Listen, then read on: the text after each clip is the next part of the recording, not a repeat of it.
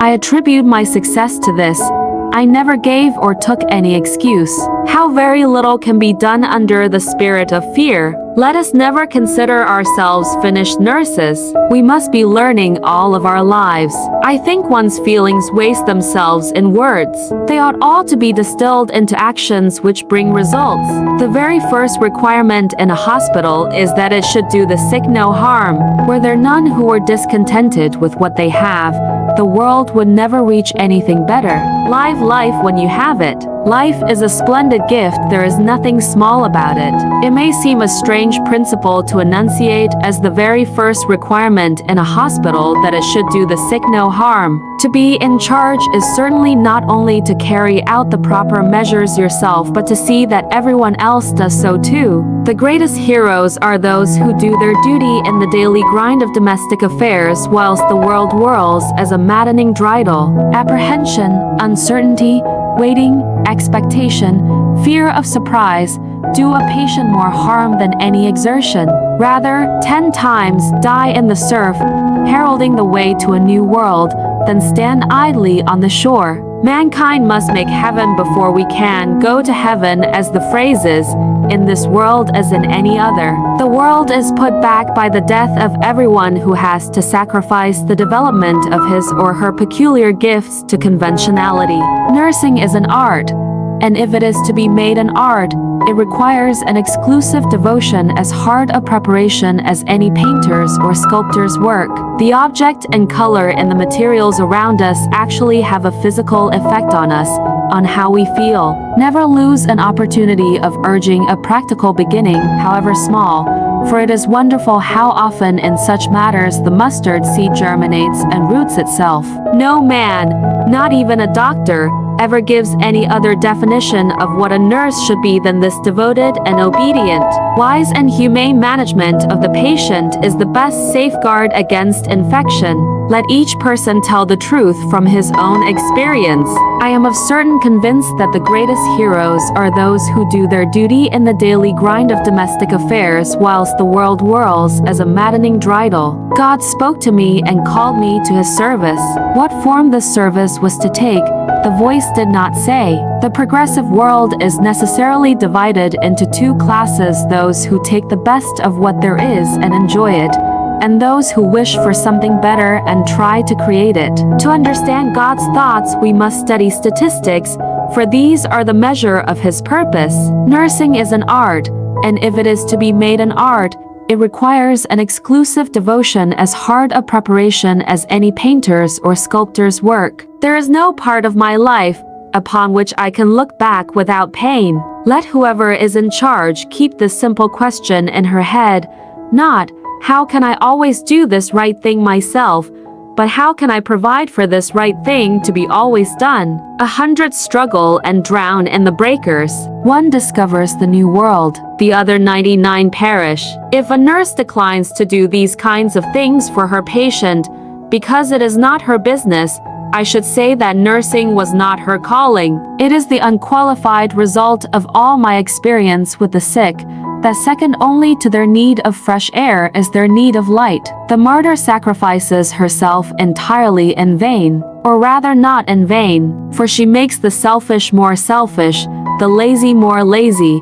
the narrow narrower. No real reform has ever come from above. It has always come from below. For us who nurse, our nursing is a thing which, unless we are making progress every year, every month, every week, take my word for it, we are going back. I use the word nursing for want of a better. It has been limited to signify little more than the administration of medicines and the application of poultices.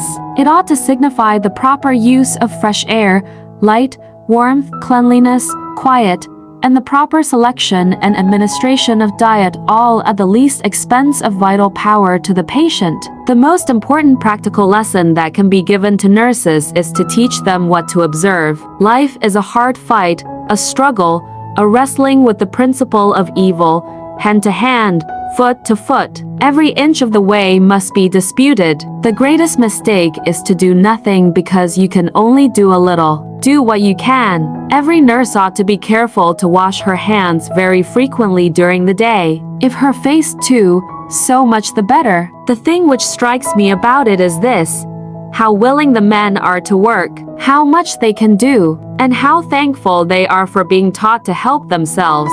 If I could give you information of my life, it would be to show how a woman of very ordinary ability has been led by God in strange and unaccustomed paths to do his service. I stand at the altar of the murdered men, and while I live, I fight their cause. Do not meet or overtake the disease. Go at least 50 paces in advance of it. It is often thought that medicine is the curative process. It is no such thing. Medicine is the surgery of functions, as surgery is that of limbs and organs. The family uses people, not for what they are, nor for what they are intended to be, but for what it wants them for its own uses. Let whoever is in charge keep this simple question in her head, not, how can I always do this right thing myself, but how can I provide for this right thing to be always done? A nurse is to maintain cleanliness, control ventilation, to provide adequate food and water at the right temperature,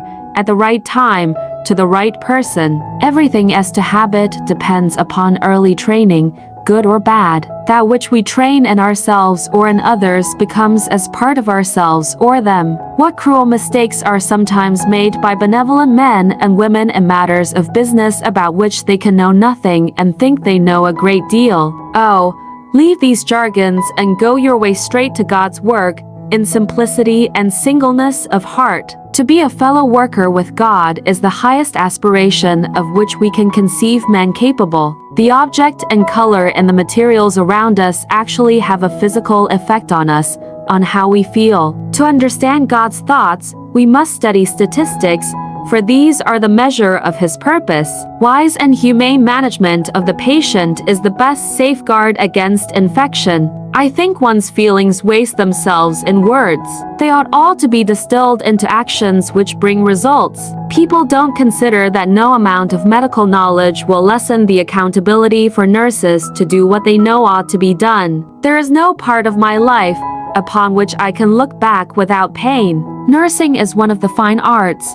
I had almost said, the finest of fine arts. Do not meet or overtake the disease. Go at least 50 paces in advance of it. The greatest heroes are those who do their duty in the daily grind of domestic affairs whilst the world whirls as a maddening dreidel. The world is not yet exhausted. Let my experience stand for something in some future time. Better to have good work and good care from the hands and hearts of a few than neglect and noise from the crowds. The true foundation of our work, as of all human progress, lies in the hearts and actions of men and women.